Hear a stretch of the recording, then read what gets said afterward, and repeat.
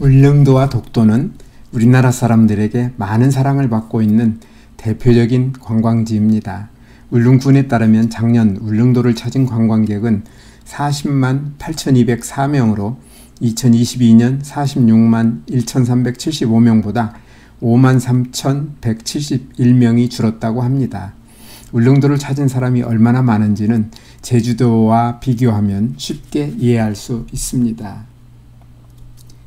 제주도 관광협회에 따르면 지난해 제주를 방문한 관광객은 1334만 3849명으로 2022년 1385만 8182명보다 3.7% 줄었다고 하는데, 방문객 수만 직접 비교하면 울릉도는 훨씬 적은 것처럼 보일 수 있지만 인구수를 감안하면 이야기가 달라집니다. 2023년 울릉도 방문객을 울릉도 인구수 9,000명으로 나누면 주민 1명당 45.3명인데, 같은 해 제주도 방문객을 제주도 인구수 70만 명으로 나누면 주민 1명당 19.1명이 되어 주민 1명당 방문객 수는 울릉도가 제주도보다 2.37배로 훨씬 많은 것을 알 수 있습니다. 이러한 사실은 울릉도에 가면 제주도에 갈 때보다 질 좋은 서비스를 받기가 상대적으로 훨씬 더 어려울 수 있다는 것을 뜻합니다. 아니, 그런데 무슨 이야기를 하려고 울릉도 관광객이 많은지 적은지를 따지고 있느냐고요?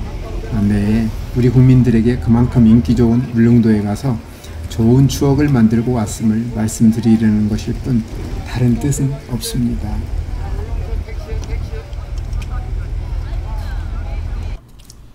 저는 지난 주말에 10명의 친구 가족들과 함께 울릉도와 독도에 다녀왔습니다.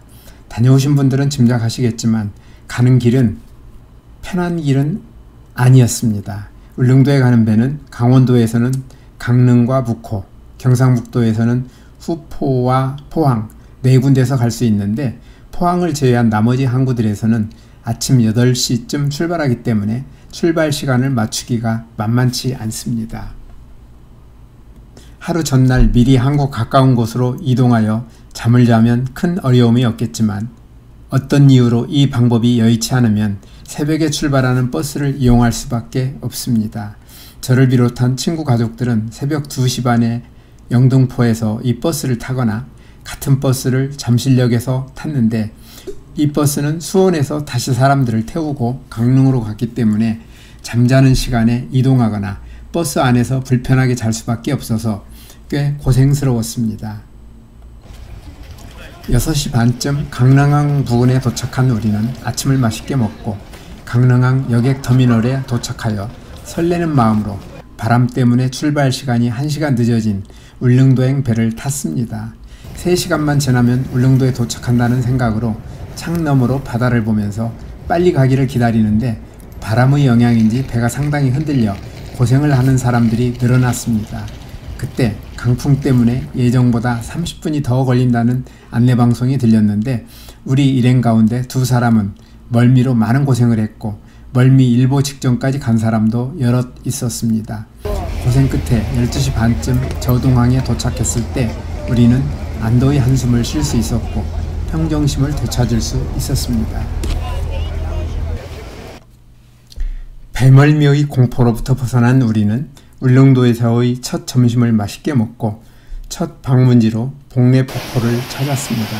복례폭포는 저동항에서 2km 위쪽으로 해발 350m 지점에 위치하고 있는데, 하루 동안 약 3,000톤의 물이 흘러내리며 물 좋기로 소문난 울릉읍 주민들의 수원이라 합니다. 폭포에 가는 길에는 삼나무 숲을 이용한 삼림욕장과 에어컨보다 더 시원한 자연바람이 나오는 풍혈, 울릉도의 옛 가옥 구조인 너와집이 있습니다. 이곳 풍혈은 땅 밑으로 흐르는 지하수의 찬 공기가 바위 틈으로 흘러나와 항상 섭씨 4도를 유지한다고 합니다.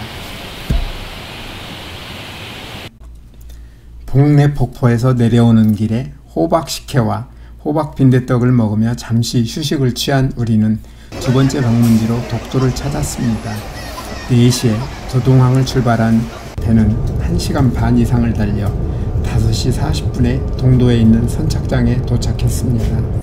동도 선착장은 1997년 11월에 만들어진 길이 80m, 넓이 1945제곱미터로 직사각형으로 가정하면 길이 80m에 폭이 24m쯤 되는 크지 않은 공간인데, 이곳에서 구경하고 사진과 동영상을 찍으며 큰 감동을 받았습니다.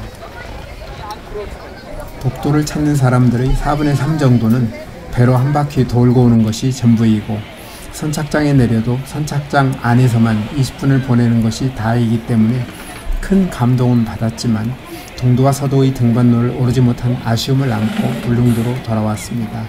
독도에서의 자세한 사진과 동영상은 별도로 준비한 독도의 감동 영상을 시청해 주시면 대단히 감사하겠습니다.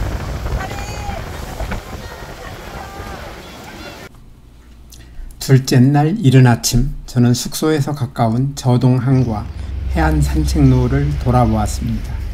저동은 개척 당시 이곳 갯벌에 모시가 많이 자생하고 있었기 때문에 모시가 많은 갯벌이란 뜻으로 모시개라 부르다가 지명을 한자로 표기할 때 모시 저자를 써서 저동이라 하였다고 합니다. 저동항은 울릉군에서 가장 큰 항구로 울릉도 오징어 대부분이 취급되는 곳입니다.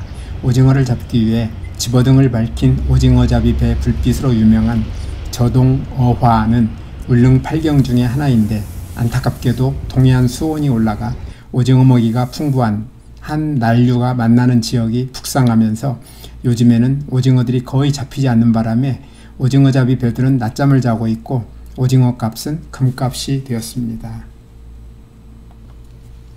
저동항의 방파제 옆에는 홀아버지와 살던 딸이 바다로 나가 돌아오지 않는 아버지를 애타게 기다리다가 바위가 되었다는 전설이 있는 촛대바위가 있는데, 이 바위는 이런 전설 때문에 효녀바위라고도 불린다고 합니다.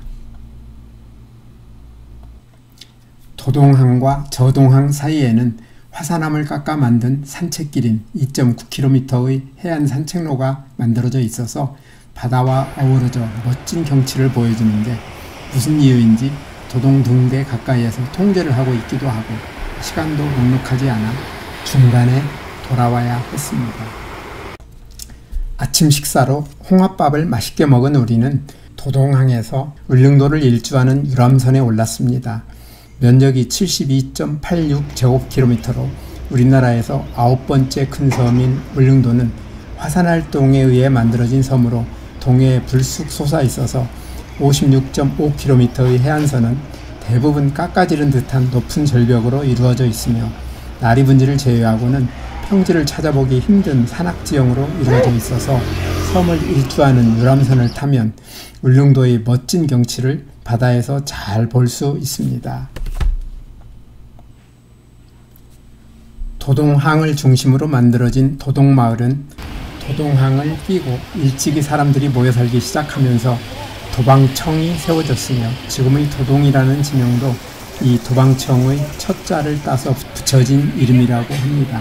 도동마을은 1903년 이래 울릉군의 행정중심지로 발전하면서 마을 곳곳에는 울릉군청을 비롯한 주요 공공기관이 자리잡고 있으며, 관광 명소와 숙박 및 상업시설이 울릉도에서 제일 많이 밀집되어 있습니다. 울릉도 유람선이 도동항을 떠나니 방파제가 필요 없을 만큼 섬 깊숙이 들어와 있어 천혜의 자연항인 도동항의 예쁜 모습이 한눈에 들어옵니다. 유람선이 사동항 방향으로 넓은 바다를 달리자 시원한 바람이 상쾌한 기분을 만들어줍니다. 강릉에서 울릉도에 올 때와 독도에 다녀올 때와 달리 우리는 멀미 걱정 없이 울릉도의 멋진 경치를 즐길 수 있어 행복했습니다.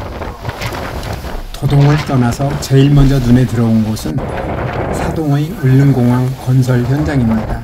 사동항 바로 옆에 있는 가두봉의 흙을 이용하여 사동항 바깥쪽을 매립하여 활주로를 만들고 활주로 밖으로 방파제를 만드는 공사가 한창 진행 중에 있는데, 원래 예정대로 2025년에 준공이 가능할지 모르겠습니다. 울릉공항이 문을 열면 배멀미 때문에 울릉도를 가지 못하던 사람들이 울릉도를 쉽게 찾아갈 수 있을 것입니다. 울릉도는 동쪽에 있는 울릉읍과 서쪽의 서면, 북쪽의 북면의 3개의 행정구역으로 나눠지는데 울릉읍의 인구가 약 2,400명으로 대부분을 차지하고 서면과 북면은 각각 채 1,400명이 되지 않으므로 마을의 규모가 작고 마을 수도 많지 않아 한참을 가야 조그만 마을을 볼 수 있습니다. 그러다 보니 유람선을 타고 가는 동안에도 가끔씩 나타나는 여러 모습의 바위들을 보는 것이 큰 재미입니다. 곰바위를 지나서 조금 더 가니 울릉도 서북쪽 끝인 대풍감을 지나 북면 지역에 접어들었습니다. 조금 더 가니 유명한 코끼리 바위가 보이고 송곳바위, 삼서남과 관음도의 모습도 보이는데 삼서남에는 슬픈 전설이 전해지고 있습니다. 삼서남의 빼어난 경치에 반한 세 선녀가 이곳에서 자주 목욕을 하고 하늘로 올라가곤 했는데 한 번은 놀이에 열중하다가 돌아갈 시간을 놓쳐 옥황상제의 노여움을 사서 세 선녀가 바위로 변했다고 합니다. 관음도와 죽도를 지나면 울릉도의 동쪽으로 여기서부터는 울릉읍입니다. 조금 더 가니 오른쪽으로 멀리 저동항의 평화로운 모습이 보이고 이윽고 도동항을 떠난 지 1시간 50분 만에 우리는 출발 지점인 도동항으로 돌아와 유람선 관광을 마쳤습니다. 우리의 오후 일정은 시계 방향으로 돌았던 유람선 관광과 반대 방향으로 섬 일주 도로를 따라 도는 육로 관광이었습니다.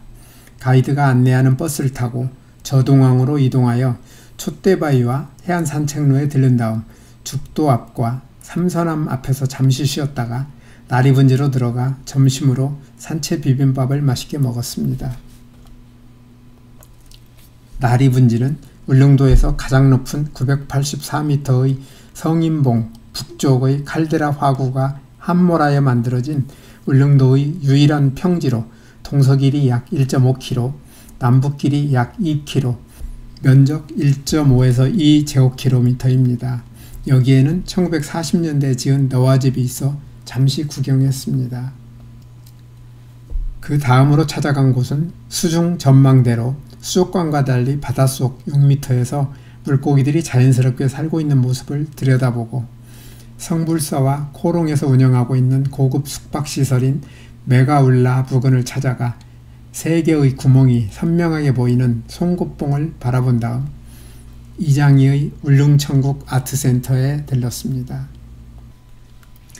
미국에서 라디오 코리아 방송국을 운영하던 이장희는 울릉도를 방문하여 이곳의 농지 13,000여 평과 100년 된 농가를 구입해서 더덕농사를 짓다가 정원으로 만들었고 방송 출연 후 경상북도와 문화관광부에서 이곳 그의 정원에 소극장과 부대시설을 지차 이장희는 극장용 부지를 울릉군에 기부하였다고 하며 오래전부터 울릉도를 지인들에게 울릉천국이라 불렀다고 합니다. 다음으로 찾아간 곳은 코끼리바위와 노인봉을 가까이에서 볼 수 있는 곳이었습니다.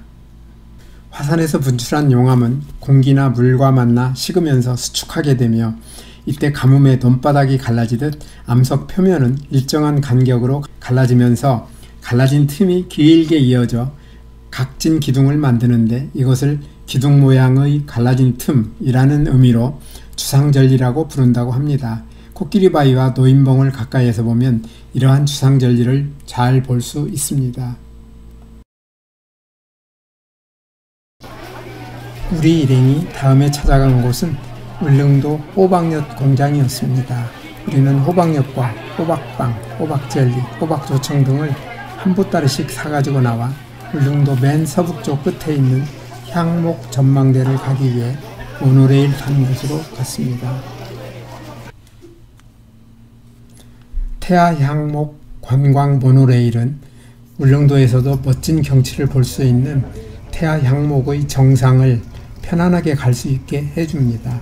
이곳 관광 모노레일은 304m 길이의 레일에 20인승 카 2대가 동시 운행되며 약 6분 정도 소요되는데 모노레일에서 내리면 15분쯤 걸어 향목 전망대까지 쉽게 갈 수 있습니다. 향목 전망대에 도착하면 대풍감을 비롯하여 울릉도 북쪽 해안의 깎아지른 듯한 절벽이 바다와 잘 어우러져 있는 주변 경관이 환상적이어서 제법 센 바람을 맞으며 넋을 잃고 멋진 경치를 바라보게 됩니다.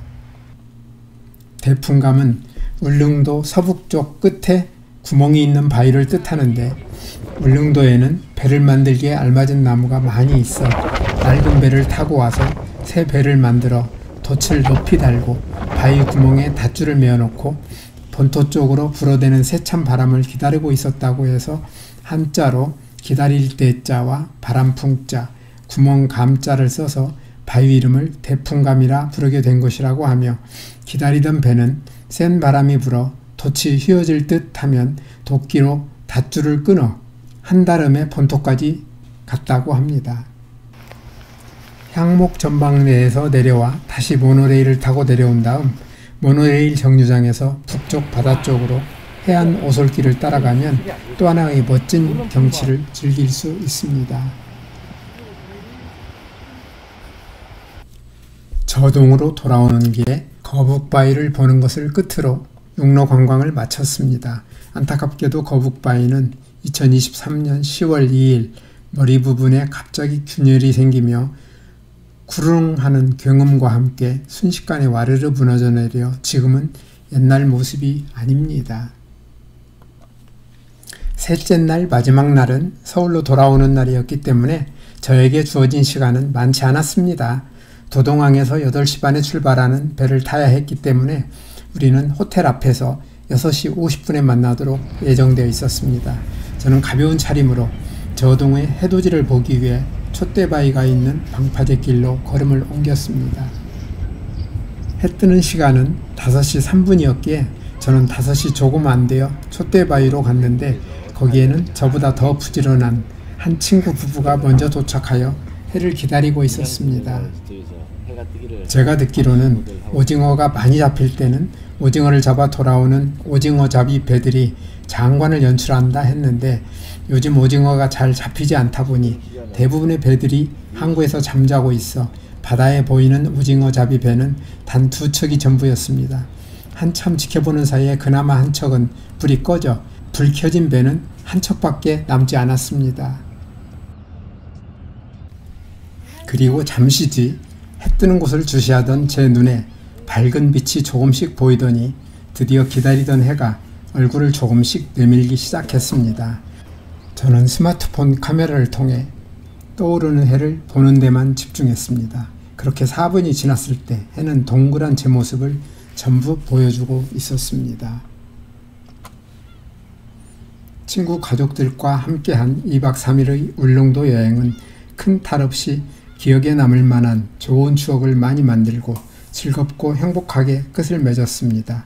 울릉도에서 강릉으로 돌아올 때는 날씨도 좋아 아무도 멀미를 하지 않고 예정보다 10분 늦은 11시 40분에 도착했고 서울로 돌아오는 버스는 길은 좀 막혔지만 낮 시간이라 큰 어려움 없이 돌아올 수 있었습니다.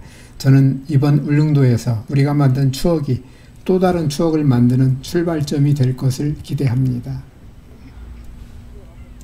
우리에게 최고의 기쁨을 주시려고 울릉도와 독도의 아름다운 자연을 만들어 주신 분에게 제가 드릴 수 있는 최고의 감사를 드리며 영상을 마칩니다.